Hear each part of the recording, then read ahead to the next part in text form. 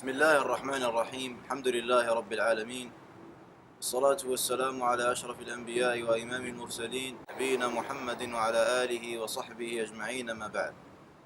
Durant notre vie, on est souvent confronté à faire des choix, à prendre des décisions importantes qui ont une conséquence directe sur notre vie, telles que le mariage, telles que un voyage, tel que un commerce, un travail, un métier. Et dans ces cas-là, on a besoin de s'adresser à celui qui possède les clés de l'invisible, à celui qui détient la science parfaite. Il connaît le passé, il connaît le présent, il connaît le futur, et il connaît la chose qui n'a pas lieu. Si elle avait lieu, comment elle aurait lieu?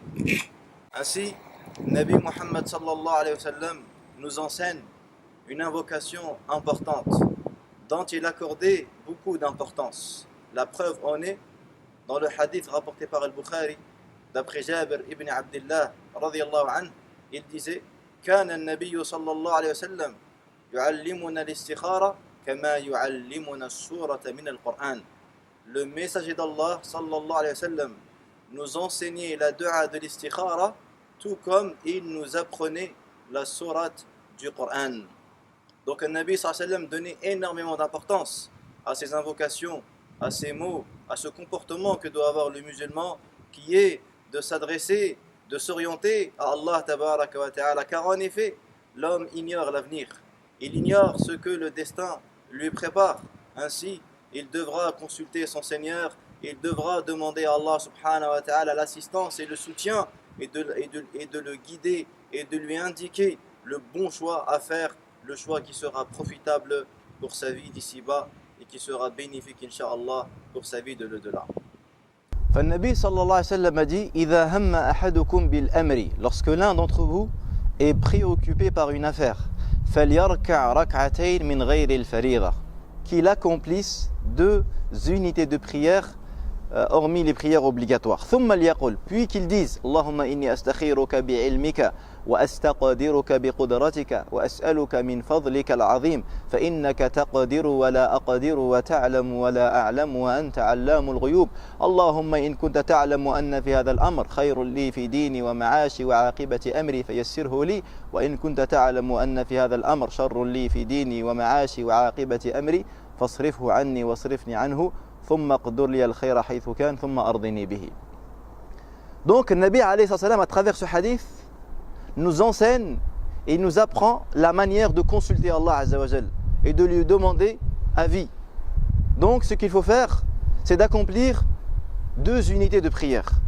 Donc la prière de l'istikhara ne peut pas se faire après la prière obligatoire, mais il faut accomplir 2 rak'at. Et les gens de science nous informent que dua l'istikhara peut avoir lieu après une prière surrogatoire qu'on a l'habitude de faire, telle que la prière de duha ou telles que les prières de rawatib qui sont rattachées aux prières obligatoires. Une fois avoir accompli cette prière, bien sûr avec l'intention de faire l'istikhara, une fois qu'on termine cette prière-là, une fois qu'on clôture la prière par le salam, on formule l'istikhara. Donc l'istikhara a lieu après le salam. Certains savants, comme c'est le cas de Cheikh al-Islam Ibn Taymiyyah, il autorise également de faire l'istikhara avant le salam, à savoir pendant le tashahhud. Mais la majorité des savants disent qu'il est préférable de faire l'istikhara après le salam. Donc, une fois que le musulman a fait 2 rak'at, et je rappelle ici également qu'il n'y a pas des sourates déterminées à réciter, même si certains ont recommandé de lire durant la première Qul ya ayyuhal kafirun et dans la deuxième Qul huwallahu ahad, mais il n'y a pas de preuve concernant cela. Donc une fois que les 2 rak'at sont terminés, le musulman lève ses mains. Oui, il a le droit de lever ses mains, comme cela a été affirmé dans les fatawa de Cheikh Ibn Baz, rahimahullah. Avant de faire l'istikhara, le musulman doit pratiquer le comportement que doit avoir celui qui invoque son Seigneur. Avant de commencer par formuler l'istikhara, le musulman commence d'abord par louer Allah, par exprimer la grandeur d'Allah Azza wa Jal, puis par prier sur un Nabi alayhi salatu salam. Et la meilleure manière de prier sur un Nabi sallallahu alayhi wa sallam, c'est de formuler as-salat al-ibrahimiyya, Allahumma salli ala Muhammad وعلى آل محمد كما صليت على إبراهيم وعلى آل إبراهيم إنك حميد مجيد. Après avoir prié sur le prophète sallallahu alayhi wa sallam, tu es donc prêt pour t'adresser à Allah subhanahu wa ta'ala et pour lui demander conseil et pour le consulter sur toute affaire que tu désires. Les gens de science nous donnent une formule magnifique qui dit Ma khaba man istakhar wa ma nadima man istashar. N'a pas trouvé l'échec celui qui a consulté Allah et n'a jamais atteint la tristesse celui qui consulte les gens. Donc, il y a deux voies à emprunter pour celui qui est face à une affaire, face à une décision à prendre, qui n'arrive pas à trancher. La première des choses, c'est al-istikhara. Et la deuxième des choses, c'est de demander avis aux gens. Mais on doit commencer par quoi? Cheikh Ibn Uthaymin, rahimahullah, il nous dit on doit commencer par l'istikhara. Et si on ne trouve pas de réponse, on refait l'istikhara une deuxième fois. Et si on ne trouve pas de réponse, on refait l'istikhara une troisième fois. Et si on ne trouve pas de réponse, alors là il dit on consulte les gens. Nastashir. Nastashir omen. On consulte qui?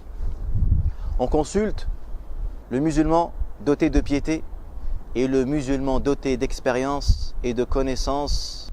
Donc, il y a deux voies à emprunter. Consulter Allah tabaraka wa ta'ala et le faire 3 fois, comme c'est l'avis d'Ibn Uthaymin dans son explication de Riyad al-Salihin, puis de demander avis à tes frères, à tes sœurs qui ont plus d'expérience, qui ont plus de science, qui ont plus de connaissances que toi. Il y a quelques points également importants à rappeler concernant l'istikhara.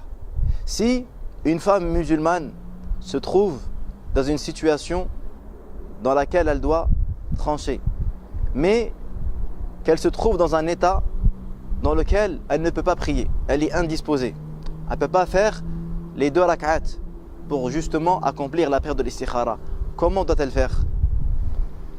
Les gens de science ici disent qu'elle fait ad-du'a sans faire de prière, car dans ce cas-là, elle ne peut pas faire la prière.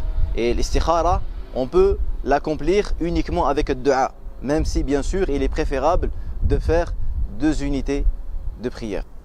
Parmi les conseils donnés également, c'est que le musulman doit s'habituer à faire l'istikhara dans toutes les situations de sa vie. Même si il pense qu'elle est minime, même s'il pense que c'est quelque chose de petit. En effet, certains musulmans pensent que l'istikhara se fait uniquement pour le mariage. Et ceci est une idée totalement fausse. L'istikhara, on l'a fait pour toutes les affaires, pour toutes les décisions importantes ou moins importantes qu'on doit faire dans notre vie. Et sois convaincu et la certitude que lorsqu'Allah tabaraka wa ta'ala t'accorde et te donne justement cette envie, cette volonté d'accomplir l'istikhara, sois convaincu qu'Allah tabaraka wa ta'ala ne va pas te délaisser et qu'Allah azza wa jal sera avec toi. Également, parmi les remarques importantes qu'il faut dire ici, c'est qu'il n'y a pas dans les sources islamiques une information qui stipule comme quoi celui qui fait l'istikhara verra un rêve durant son sommeil.